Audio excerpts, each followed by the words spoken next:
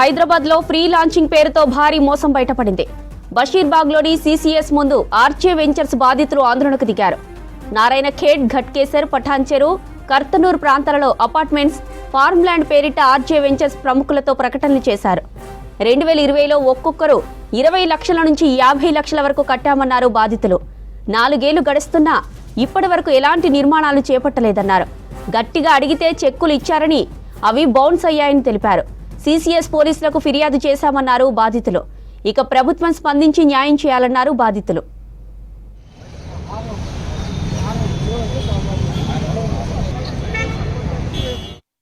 అందరం కూడా అడ్వాన్స్ ఇచ్చేసాం.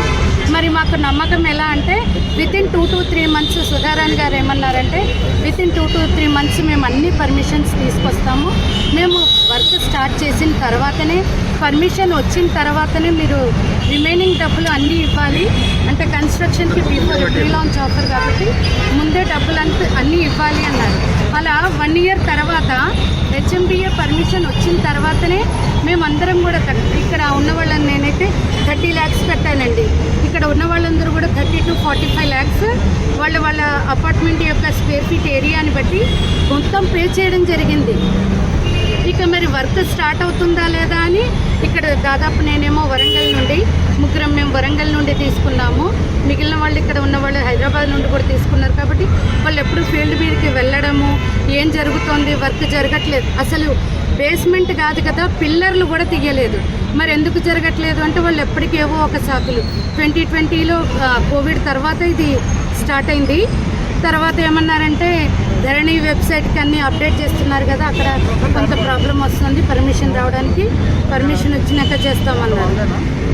ఆ తర్వాత అన్నారు హెచ్ఎండిఏ ఎలక్షన్స్ కదా అందుకని బ్రేక్ అన్నారు. ఆ తర్వాత అన్నారు జనరల్ ఎలక్షన్స్ కదా మాకు అన్ని పర్మిషన్స్ రావాలంటే టైం పడుతుంది. మేము ఈ లోపల ఎన్నిసార్లు మాకు కావాల్సిన ఫ్లాట్ని సెలెక్ట్ చేసుకున్నామంటే ఒక 3 to 4 times వాళ్ళు వీడియోస్ పంపించేసి ఫ్లాట్ ఏరియాని పంపించేసి మీరు కావాలంటే మార్చుకోవచ్చు అని చెప్తే అంటే అన్నిసార్లు మార్చారు.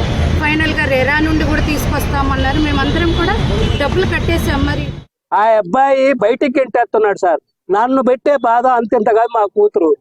నేను ఇంత బాధపడుతుంటే కూడా ఒక్కసారి వచ్చి మా అమ్మాయి నాకు ఇచ్చిన కట్నం కింద సొమ్ము నాకు ఇవ్వండి అని అంటే నువ్వు మర్యాదగా మాట్లాడు, ఎంతవరకు మాట్లాడాలి అంతవరకే మాట్లాడు, నువ్వు అంటవేందు నువ్వు అన్నదానికి నువ్వు మర్యాదగా మాట్లాడు, గెట్ అవుట్ అని సంబోధిస్తుంది సార్. అందుకని నా కూతురికి ఇప్పించిన కట్నం కింద సొమ్ము సార్ నేను 35 లక్షలు కట్టాను సార్. ఇవ్వండి సార్ ప్రతి ఒక్కటి కాగితాలతో సహా నేను పెట్టుకొని ఉన్నాను. నాకు ఒక అమ్మాయి కట్నం కింద ఇచ్చిన సొమ్ము సార్ నేను 2020లో కట్టాను సార్. ఇప్పటి వరకు కనీసం ఎన్నిసార్లు ఫోన్ చేసినా ఫోన్లు ఎత్తదు సార్. ఆ భాస్కర్ గుప్తా కానీ ఆమె కానీ ఫోన్ ఎత్తదండి. ఎన్నిసార్లు నా ఫోన్ ఎత్తదు. నేను ఎవరి చేత ఇన్ఫర్మేషన్ తెప్పించుకొని వెళ్ళిపోతే నీకు ఎవరు చెప్పారు, నువ్వు ఎందుకు వచ్చావు, నీకు సెటిల్ చేయను, నువ్వేం చేసుకుంటావో చేసుకో. ఇప్పుడు కాంపన్సేషన్ చేయొచ్చు, ఎట్లా చేయాలి, దాంట్లో మళ్ళీ బిజినెస్ చేయకూడదు కదండి. దాంట్లో బిజినెస్ మార్కెట్ వాల్యూ 10 రూపాయలు ఉంటే 20 రూపాయలు ఉంది ఆ లెక్క బట్టి తీసుకోండి అంటే అసలే పోయింది, వడ్డీ పోయింది. ఇంకా మేము 10,000 4 సంవత్సరాల కింద నేను కట్టింది 2020 అక్టోబర్లో. నేను 15 లక్షలు 2020 అక్టోబర్లో కట్టా. 2021లో 36 లక్షలు కట్టా. మొత్తం నా 50 లక్షలు ఉన్నాయి. ఇప్పటికి దగ్గర 3-4 సంవత్సరాలు అయిపోయింది. బ్యాంకులో పెట్టిన నా డబ్బులు ఆల్మోస్ట్ 40-50% అవుతుంది. సో మేమేమంటాం, మీరు ఏమన్నా చేసుకుని మా డబ్బులు మాకు ఇంట్రెస్ట్ తోటి ఇవ్వండి, మా కాంపన్సేషన్ చేయండి.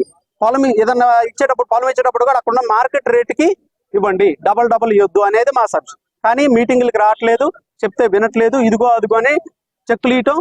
6 నెలలు ఇప్పుడు ఎవరన్నా పంచాయతీకి వచ్చారు 3 నెలలు 6 నెలలు చెక్కులు ఇస్తారు. ఆ చెక్కులు ఇచ్చారంటే పెద్దవాళ్ళు ఏమంటారు, చెక్కులు తీసుకుని వెళ్ళి అంటారు, ఆ చెక్కులు పాస్ అవ్వవు సార్. ఫైనల్ గా మేము కోరుకునేది సార్ మాకు అమౌంట్ సెటిల్ చేయటం అన్నా, లేకపోతే దానికి బదులు తన దగ్గర అన్ని అసెట్స్ ఉన్నాయి, తన దగ్గర పెట్టుకున్న అసెట్స్ లేవని ఏమంటలేదు. కనీసం ఏదో ఒకటి మేము బాధితులం కాబట్టి దానికి తగ్గట్టు పరిహారం మాకు అందించేస్తే మేము ఈ ఇష్యూలో మేము ఇన్వాల్వ్ కాదలుచుకోరా సార్. ఇక్కడ మేనేజింగ్ డైరెక్టర్ అని పూర్ణయ్య గారు ఉన్నారు సార్. ఒకసారి విపరీతంగా యాడ్స్ ఇచ్చేసి కోటి గారితో వేరే వాళ్ళతో యాడ్స్ ఇప్పించేసి నారాయణ ఖేడ్ కారాముండిలో యాడ్స్ ఇప్పించేసి అమౌంట్ కలెక్ట్ చేశారు. డెవలప్మెంట్ లేదు, బిల్డింగ్స్ కట్టట్లేదు. ఘట్కేసర్ లేదు, కర్దనూర్ లేదు, కారాముండి